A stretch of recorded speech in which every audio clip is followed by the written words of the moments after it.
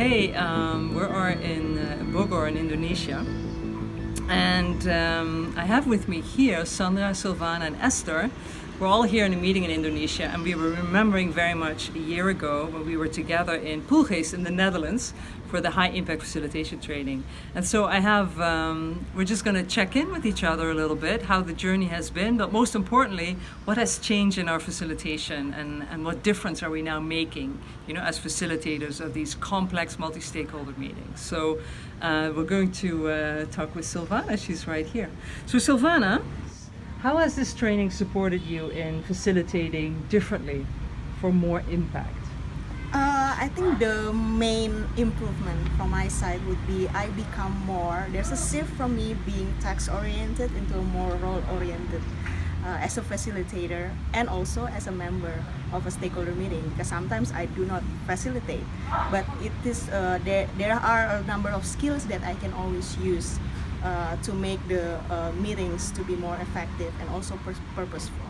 So you say from task-oriented to role-oriented. So give us an example of how that works.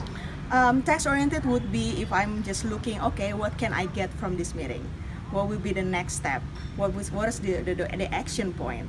But if role-oriented, I get to see, okay, how are others are feeling, whether they are already very satisfied with all the described action points, because sometimes you don't have the ownership of those action points.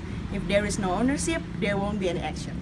Absolutely. So tell us a little bit about what a topic that you're facilitating around that you care about, the substance of some of these meetings. I think I will have the meeting that I was into a few months ago. It's the Bandung Food Chains Lab.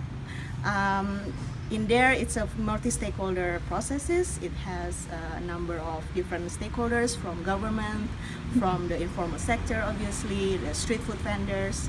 It also have a number of academia and a number of civil societies. So in that processes, there was a lot of tensions because street food vendors is one of the I think most politically tension topics in Bandung, because all these street food vendors are being chased away with the government. So we're trying to create a space for those kind of discussion where they too can meet each other and actually have a constructive dialogue.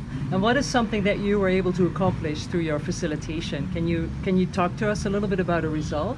Yeah, I think one of the most interesting example is that I met this guy. He was a government representative from the local government of Bandung, and he was one of the authors of a certain regulation that actually forced these street food vendors to be relocated in the places that they cannot actually sell their products.